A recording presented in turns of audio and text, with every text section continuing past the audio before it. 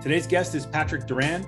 He's the front-end development lead and UX design manager working on Microsoft 365 and SharePoint at the North Carolina Department of Information Technology.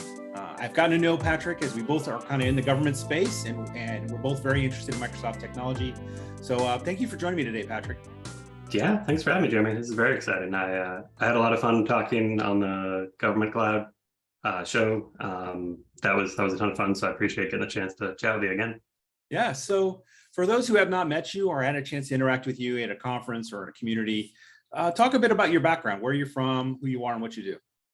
Yeah, well, today I live in North Carolina, and I work for the Department of Information Technology. But way back, grew up in Massachusetts, up north, and went to school there. Got a degree in art because my parents were very supportive of me wanting to be an artist as a child, but they were also supportive of me with computers as well. My mom would bring home old computers and old computer cash registers from her job and just let me like take them apart and destroy them.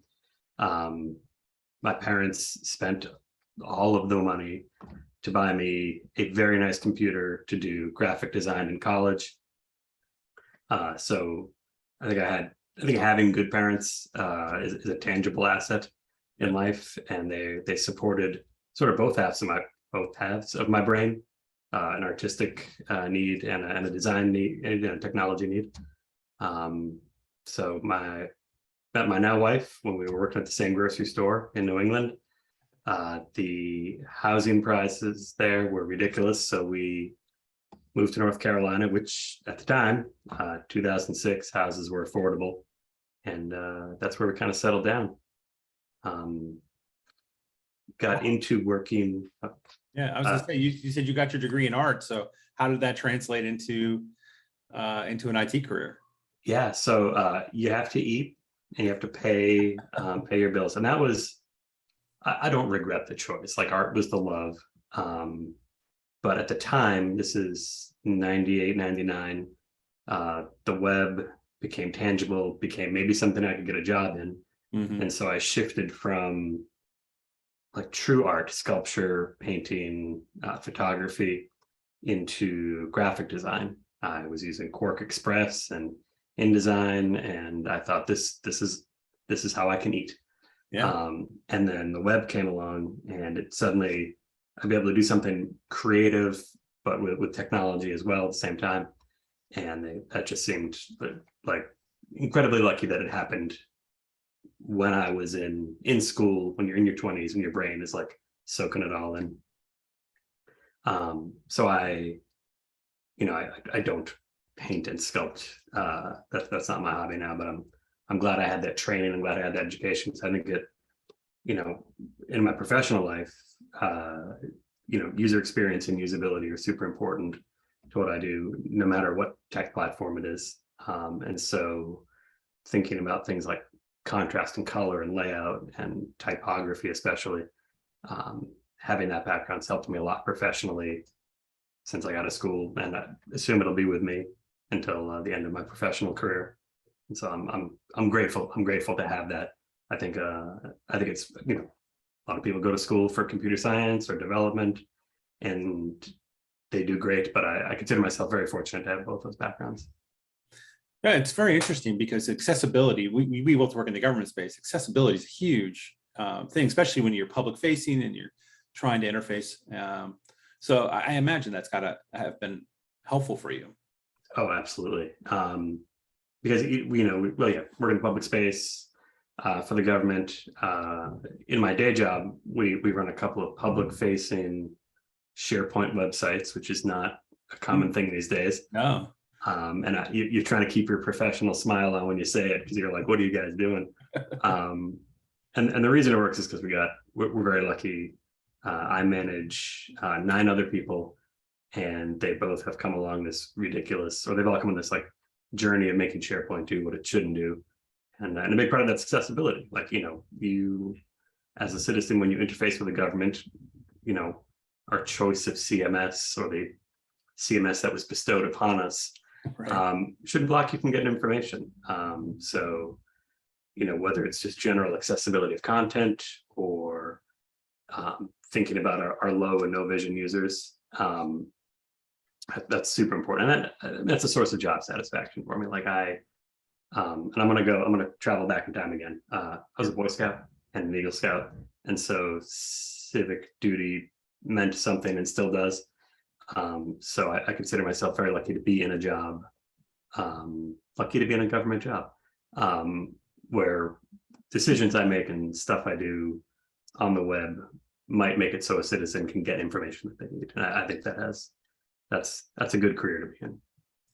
And that's an interesting thought. So how did you get into a career in, the government space? I mean, certainly career, you talked about how it was, you transitioned for, to eat, and I understand that, right? That job, you got to put food on the table, and you have family and responsibilities. But how did that end up where you end up working for, North Carolina? Yeah.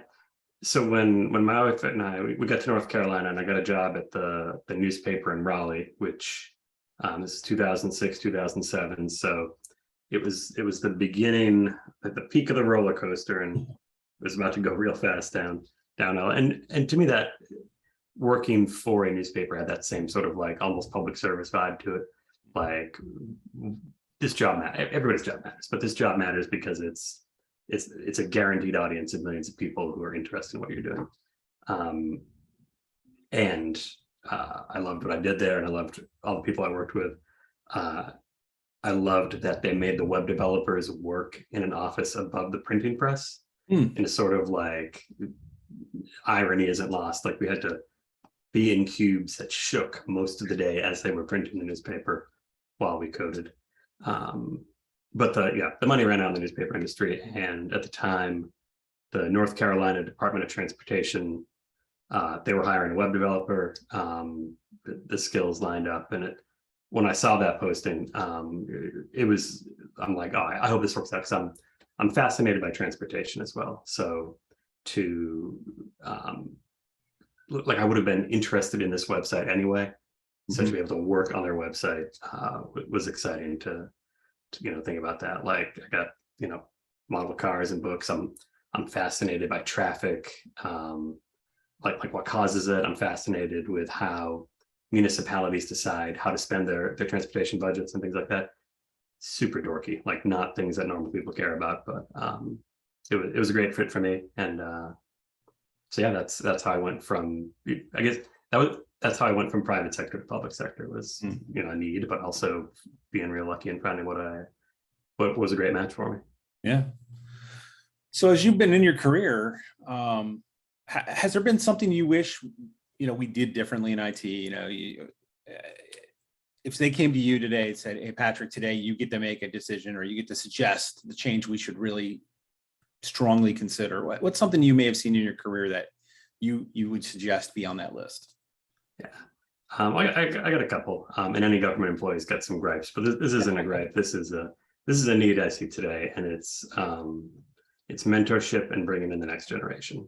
I'm mid-40s, I'm mid-career, and I look at the people ahead of me in their career, and they're moving up, they're doing great things. I see where I am, and I'm very fortunate to be where I am. But I look behind me in age range and career, there's just not as many. And so getting people, hiring people in government and mentoring them so that they stay is something that in the government IT sector is important. I mean, I know, that's the family trade for you, sir. Yes. And so that's a problem that really needs to be solved, because at some point, it interferes with the government's capability, or the ability to reach citizens. Is you need that next line of people to grow up in the organization, to hold on to that institutional knowledge, which every time, and I don't know if where you are, where I am, we've got a whole group of people who are they're on their way to being a 40-year government IT employee. They have seen everything, and they remember everything, and you can just go to them, and it's like Jeopardy for them. They are ready to answer that question, and then they retire, and it's like wind got sucked out of the room. And so I think that's something, we owe it to ourselves and future generations to continue that mentorship. So yeah, totally agree with you. My daughter and I are big into IT, as you mentioned, the family trade, and mentoring the next generation is a huge factor.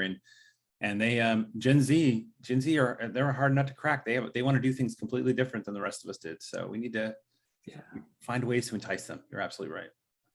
And I think that's, and not to go on a tangent, it's a discussion, Conversation. Yeah. Something that's been a change for me in my career is where, when I started, IT controls, this is its sphere of control, and you work with IT and you obey their rules. And, right before COVID and through COVID, you've seen that sphere of control shift to a sphere of influence, where you're there working for your customers, working for, for me, people working in the government, in other agencies.